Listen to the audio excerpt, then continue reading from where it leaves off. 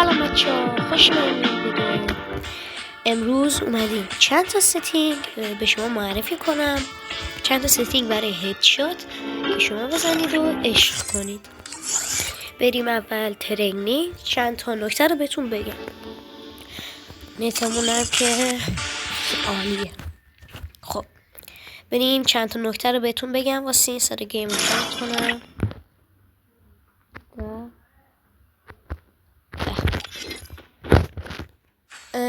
بهترین تنظیماتی که خودم میشینم و همیشه دارم الان، اگه سری پلی میدین همینو بذارین، اگه کند پلی میدین اون سنسی که داخل ویدیو قبلی گذاشته بودم، سنس مستر تنظیمات کاملشو گذاشته بودم، میتونین برین اون سنس رو بردارین و بزنین. و اون سنس هم خیلی قدیمیه، واسه 2 سال پیشه، همین هد میخوره. حالا الان من اومدم چند تا نکته برای سنس شیدن خودتون بذارم. نکنید اول از همه اگه میخواین برای خودتون سنس بچینین، اول قاطی کردم، اول دکمه تیر مورد نظرتون رو میذارین و میرین تستش میکنین و هر موقع که میبینید نمیخوره یا 5 تا ببرین بالا یا 5 تا ببرین. اینجوری میتونید سایز دکمه تیر رو به علاقه خودتون سنس و تنظیمات بشینید. الان برای من خوبه، این هد میخوره. این اولین نکته که بهتون میخواستم بگم. نکته جنرال از 190 به مثلا 200 اینا نزنید، 190 ببریم پایین بهتره. مثلا 197 اینا بذاریم بهتره که مثلا داخل موقع کاستوم اینا رد نمیده، میخوره.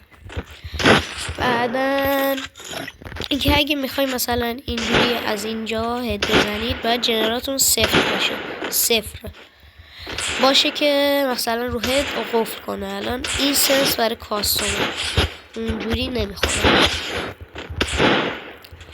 الان من میرم لون ولف. چند تا نکته دیگه هم تو لون ولف بهتون میگم. بریم.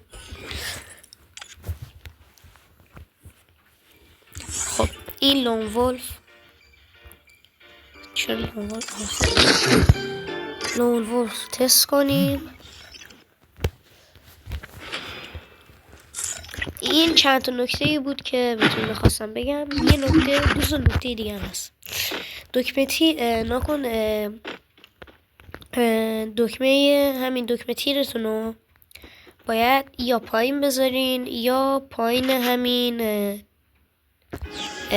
چیز پانها که مثلا اذیتتون نکنه. بهترین حالت برای هد زدن همین پایینی که من دارم الان استفاده میکنم، پایین گذاشتم. و بهترین حالتش همینه که شما باید عادت کنی دکمه تیرتون رو اینجوری بکشی بالا، اینجوری. وقتی انمی راستته اینجوری، وقتی انمی چپته اینجوری، وقتی جلوته اینجوری، از پایین به بالا. الان ناکنین چه جوریه. داداش 2 تیر زد، رو هدش رفت ولی نخواست. بهترین حالتاش همینه که دارم بهتون میگم. یه نکته دیگه بهتون بگم. بعدن این که باید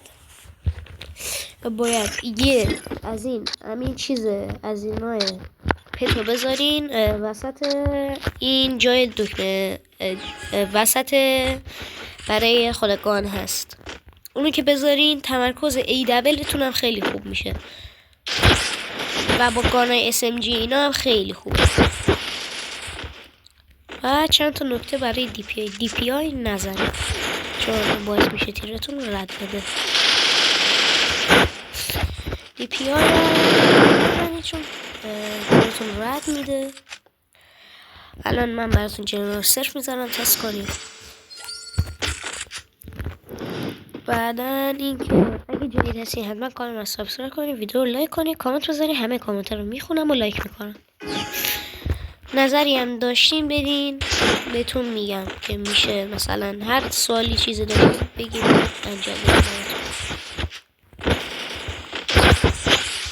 کانال تلگرام هم داخل کامنت ها میذارم، پین میکنم. خب همین نکته بود که میخواستم بهتون بگم. بزنید عشق کنید. تا ویدیوی دیگه، خدا نگهدار.